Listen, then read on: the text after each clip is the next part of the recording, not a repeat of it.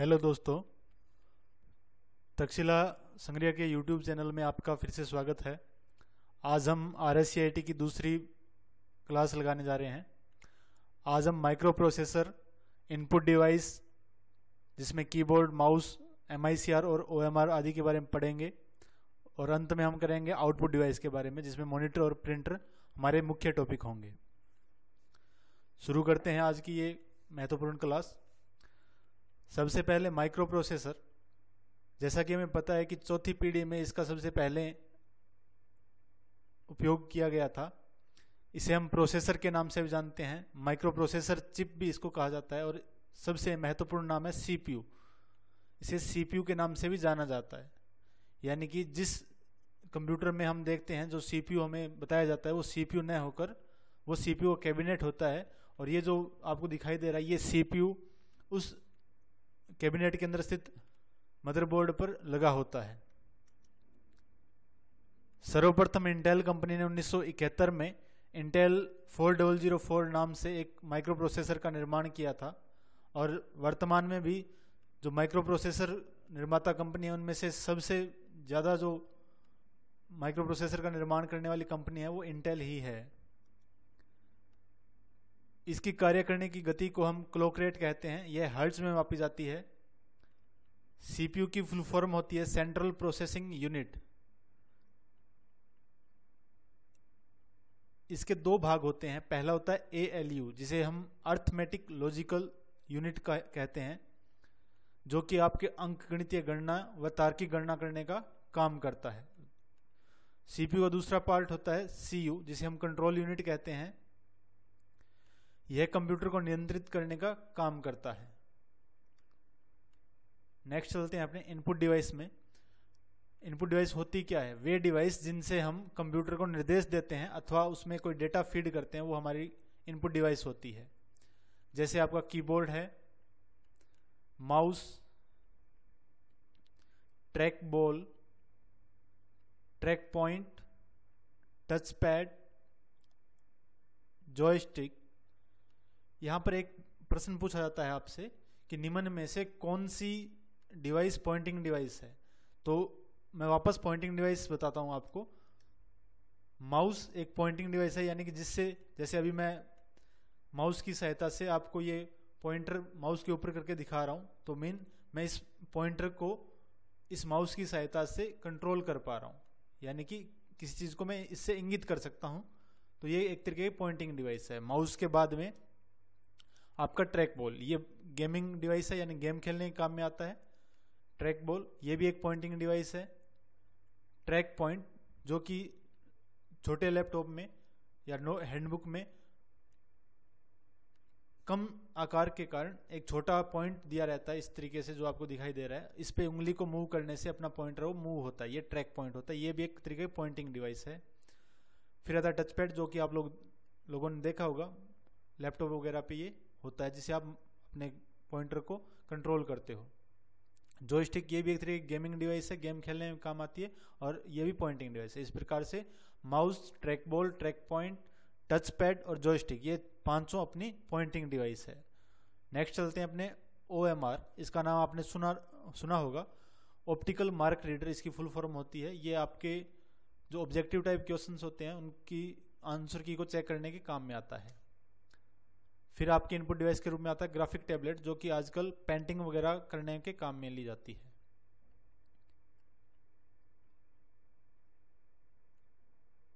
इसके अलावा जो इनपुट डिवाइस में आपका वेब कैम है, माइक्रोफोन जिसे आप माइक के नाम से जानते हो, ये भी एक इनपुट डिवाइस है। मिडी डिवाइस MICR, इसकी फुल फॉर्म भी पूछी जाती है, तो मैग्नेटिक इंक कैरेक्टर रिकॉग्नाइजेशन, ये इसकी फुल फॉर्म होती है। MICR असल में है क्या? ये एक बैंक में चेक क्लियरिंग के काम आने वाली डिवाइस है। इसमें एक कोड लिखा होता है जो कि मैग्नेटिक इंक से लिखा होता है, और ये जो मशीन आपको दिखाई दे रही है ये उस मैग्नेटिक इंक के कैरेक्टर को रीड करती है, रिकॉग्नाइज करती है, उसकी पहचान करती है, जिससे चेक की क्लियरिंग की जा सकती है। नेक्स्ट अपनी डिवाइस है इनपुट में OCR, जिसे हम ऑप्टिकल कैरेक्टर रिकॉग्नाइजेशन कहते हैं। आगे है बार कोड रीडर, ये आपने बड़े मॉल वगैरह में देखा होगा।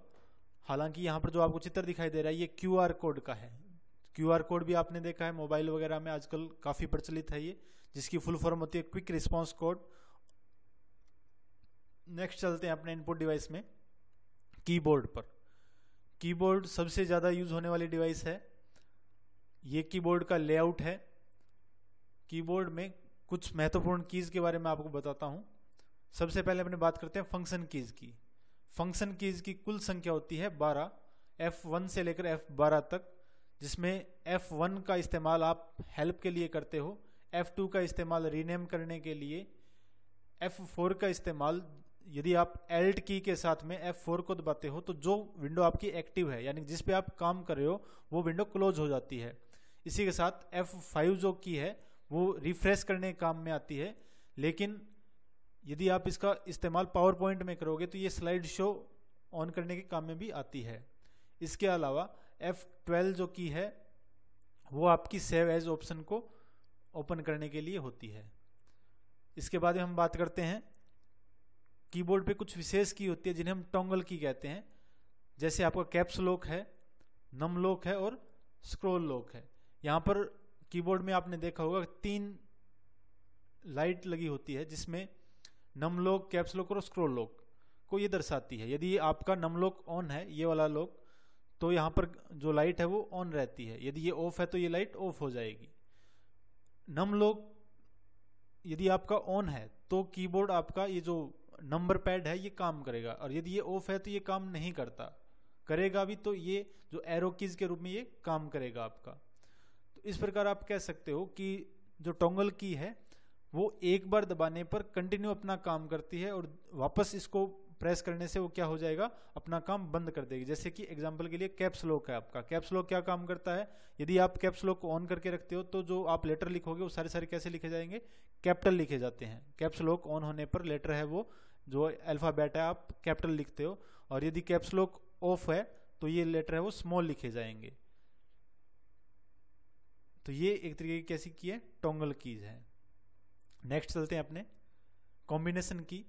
कीबोर्ड पर कुछ ऐसी कीज हैं जो कि अकेले काम नहीं करती। जैसे आपका शिफ्ट है, अकेले कुछ काम का नहीं है। कंट्रोल किसी काम का नहीं है।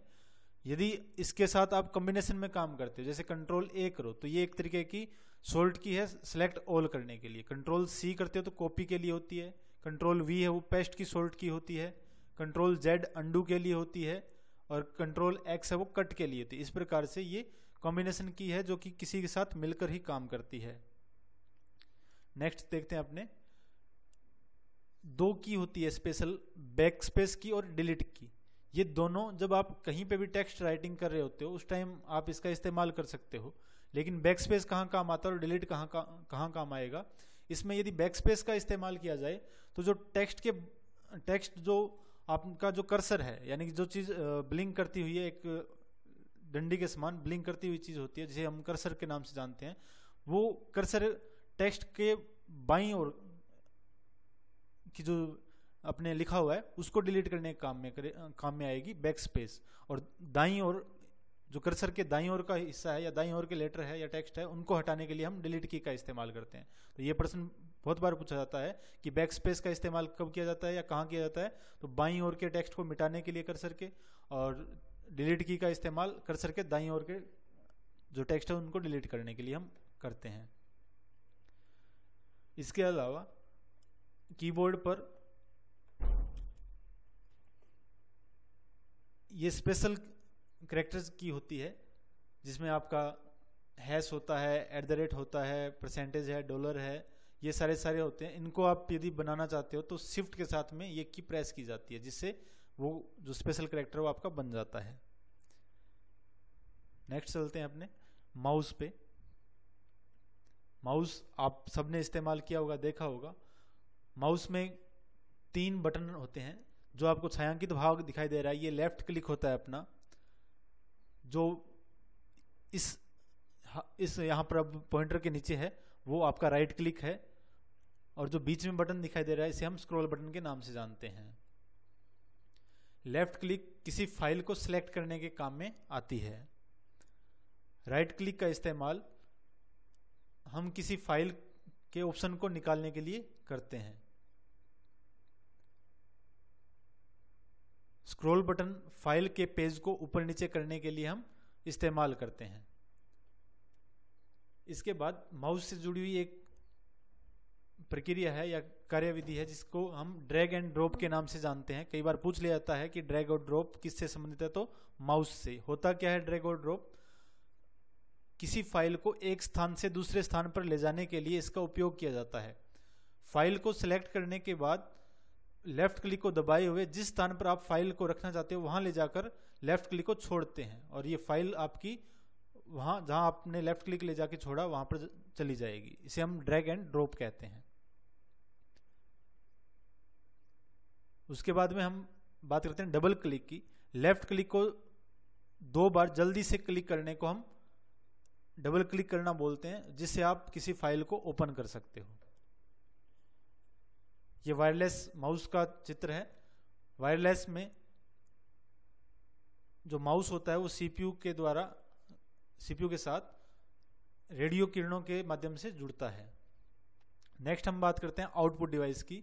वे डिवाइस जिनके माध्यम से कंप्यूटर हमें सूचना प्रदान करवाता है वो हमारी आउटपुट डिवाइस होती है, जिसमें मुख्य डिवाइस है अपना मॉनिटर, स्पीकर हो गया, प्रिंटर है जो, और प्रोजेक्टर। ये सारी कैसी है अपने आउटपुट डिवाइस है। सबसे पहले अपने बात करते हैं मॉनिटर की। मॉनिटर 2 प्रकार के होते हैं, एक सीआरटी मॉनिटर आते हैं और एक फ्लैट पैनल मॉनिटर या TFT, thin film transistor monitor भी हम कहते हैं।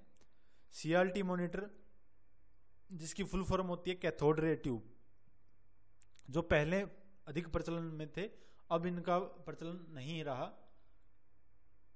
आजकल जो हमारे प्रचलित मॉनिटर हैं वो एलसीडी और एलईडी है। एलसीडी की फुल फॉर्म आपसे पूछी जाती है तो लिक्विड क्रिस्टल डिस्प्ले होती है। एलईडी की full form light emitting diode होता है। एलसीडी का ही प्रवर्धित रूप होता है अपना एलईडी, यानी कि एलईडी जो है वो एलसीडी का ही प्रवर्धित रूप है। कोई ज्यादा इसमें फर्क नहीं होता, बस थोड़ा तकनीक का फर्क रहता है। मॉनिटर की गुणवत्ता को हम रेजोल्यूशन कहते हैं और ये पिक्सल में मापा जाता है। पिक्सल छोटे छोटे डॉट होते हैं जो जितने पास होते हैं डिस्प्ले की गुणवत्ता उतनी ही अधिक होती है। अपने सीपीयू से जो मॉनिटर जुड़ा होता है वो एक केबल के माध्यम से जुड़ा होता है, जो कि आपको यहाँ चित्र में दिखाई दे रही है, जिसे हम वीजीए केबल कहते हैं। वीडियो ग्राफिक अरे इसकी फुल फॉर्म होती है। इस केबल के द्वारा मॉनिटर सीपीयू से कनेक्ट होता है, जिससे हमें वीडियो दिखाई देती है। नेक्स्ट आउटपुट डिवाइस हम करते हैं प्रिंटर। प्रिंटर 2 प्रकार का होता है, इंपैक्ट प्रिंटर और नॉन इंपैक्ट प्रिंटर। इंपैक्ट आगे फिर 2 प्रकार का होता है, करैक्टर प्रिंटर और लाइन प्रिंटर। करैक्टर के उदाहरण है अपने पास डेजी व्हील प्रिंटर और डॉट मैट्रिक्स प्रिंटर, जबकि लाइन प्रिंटर के उदाहरण है चेन प्रिंटर और drum printer. Non impact printer के 4 उदाहरण है अपने पास, laser printer, inkjet printer, thermal printer और प्लॉटर। ये जो चार्ट है आप अपने कॉपी में बना सकते हो, क्योंकि ये इसमें से एक क्वेश्चन पूछा जाता है जिसका आप इस चार्ट के माध्यम से आसानी से उत्तर दे सकते हो। इंपैक्ट प्रिंटर की हम बात करें तो ये अधिक शोर करते हैं। ये अधिकतर मोनोक्रोम होते हैं। मोनोक्रोम का अर्थ होता है एक ही रंग वाले, सिंगल जिनका कलर होता है वो मोनोक्रोम कहलाते हैं। इनका उपयोग सतत प्रिंटिंग, यानी कि लगातार यदि आप प्रिंट करना चाहते हो बहुत लंबे टाइम के लिए, या फिर ज़्यादा सामग्री आप प्रिंट करना चाहते हो, उस टाइम आप किस प्रिंटर का इस्तेमाल करते हो? इंपैक्ट प्रिंटर का। जैसे हम देखते हैं हॉस्पिटल वगैरह में प्रिंटर लगे होते हैं, लाइन प्रिंटर लगा होता है इस तरीके का, तो ये ज़्यादा मैटर टाइप करने के प्रिंट करने के काम आता है। करैक्टर प्रिंटर जो कि अपने पहले टाइपराइटर वगैरह होते थे वो एक तरीके के करैक्टर प्रिंटर थे। डेजी व्हील प्रिंटर ये भी एक करैक्टर प्रिंटर का उदाहरण है, जिसमें इस प्रिंटर का नाम डेजी व्हील, ये जो आपको एक व्हील दिखाई दे रहा है या चक्का दिखाई दे रहा है, जिसकी वजह से इसको हम डेजी व्हील प्रिंटर कहते हैं, क्योंकि ये जो आकृति लिए हुए वो डेजी एक फूल होता है उसके समान होती है, इस वजह से हम इसे डेजी व्हील कहते हैं। डॉट मैट्रिक्स प्रिंटर ये भी इसी का उदाहरण है। अब हम बात करते हैं नॉन इंपैक्ट प्रिंटर की। ये रंगीन हो सकते हैं और ये शोर है जो कम करते हैं। इनका उदाहरण है अपने पास सबसे पहले लेजर प्रिंटर। इंपॉर्टेंट है, क्वेश्चन पूछे जाते हैं। लेजर प्रिंटर ये अधिकतर मोनोक्रोम होते हैं। इनकी जो प्रिंट करने की गति है वो ज़्यादा होती है, यानी कि बाकी सारे प्रिंटरों से ये ज़्यादा स्पीड से प्रिंट करते हैं। ये इंपॉर्टेंट है, पूछा जाता है कि सूखी स्याही का इस्तेमाल कौन से प्रिंटर में किया जाता है, तो लेजर प्रिंटर में। सूखी स्याही यानी कि टोनर का इस्तेमाल लेजर प्रिंटर में किया जाता है। उसके बाद आता है इंकजेट प्रिंटर। ये रंगीन प्रिंटर होते हैं, इसमें स्याही लिक्विड फॉर्म में होती है। ये प्रिंटिंग हेड से स्याही की छोटी छोटी बूंदों के रूप में फुहार करके प्रिंट करते हैं। थर्मल प्रिंटर, ये ताप का इस्तेमाल करके ताप संवेदी कागज पर प्रिंटिंग करता है। इनका उपयोग एटीएम में किया जाता है। इनके द्वारा की गई प्रिंटिंग अस्थायी होती है, यानी कि कुछ समय बाद में ये अपने आप जो प्रिंट किया हुआ एरिया वो हट जाता है, जैसे आपकी एटीएम की पर्ची है। अंतिम उदाहरण है आपके नॉन इंपैक्ट प्रिंटर का प्लॉटर। इसमें अनेक इंकजेट प्रिंटर का इस्तेमाल होता है। इसका उपयोग हाई क्वालिटी ग्राफिक्स या इंजीनियरिंग मैप आदि को प्रिंट करने के लिए किया जाता है। इसके अलावा प्रिंटर को हम आउटपुट के रूप में जो इस्तेमाल कर रहे हैं, ये हार्ड कॉपी हमें प्रदान करता है। जो मॉनिटर था वो हमें सॉफ्ट कॉपी दे रहा था, जबकि प्रिंटर है वो हार्ड कॉपी हमें देता है। प्रिंटर की गुणवत्ता को हम डीपीआई यानी डॉट्स पर इंच में मापते हैं। प्रिंटर की गति को पेज पर मिनट यानी पीपीएम में मापा जाता है। नेक्स्ट चलते हैं अपने वो डिवाइस जो इनपुट और आउटपुट दोनों प्रकार की होती है। अभी तक हमने इनपुट प्रकार के पढ़ा और आउटपुट का पढ़ा। अब ये वो डिवाइस होंगी जिनमें इनपुट और आउटपुट दोनों का काम किया जाता हो। जैसे आपका मोडेम आप लोगों ने देखा होगा, जैसा आपको चित्र में दिखाई दे रहा है। इसकी फुल फॉर्म होती है मॉड्यूलेटर डीमॉड्यूलेटर। ये इंटरनेट को चलाने के लिए हम इसका इस्तेमाल करते हैं। फैक्स मशीन जो कि सूचना भेजने और प्राप्त करने के काम में आती है, ये भी एक तरीके की इनपुट और आउटपुट डिवाइस है। एमएफडी जिसकी फुल फॉर्म में रहती है मल्टी फंक्शन डिवाइस। जैसे आपका आजकल जो प्रिंटर आ रहे हैं हम जो इस्तेमाल करते हैं वो अधिकतर एमएफडी के फॉर्म में होते हैं, क्योंकि ये इससे आप प्रिंट कर सकते हो, फोटोकॉपी कर सकते हो और स्कैन, ये सारे काम एक साथ करती है। इस वजह से हम इसको एमएफडी डिवाइस भी कहते हैं। इसके अलावा आपका जो टच स्क्रीन फोन है, डिजिटल कैमरा है, ये सारे इसी कैटेगरी यानी कि इनपुट और आउटपुट डिवाइस का ही उदाहरण है। साथियों, आज के लिए इतना ही। आशा करता हूं आप सभी को अच्छे से समझ में आ गया होगा। यदि किसी को कोई पूछना हो तो आप मेरे को पर्सनली व्हाट्सएप पर मैसेज कर सकते हैं, जो नंबर नीचे मैं डिस्क्रिप्शन में इसके दे दूंगा। ठीक है जी, धन्यवाद।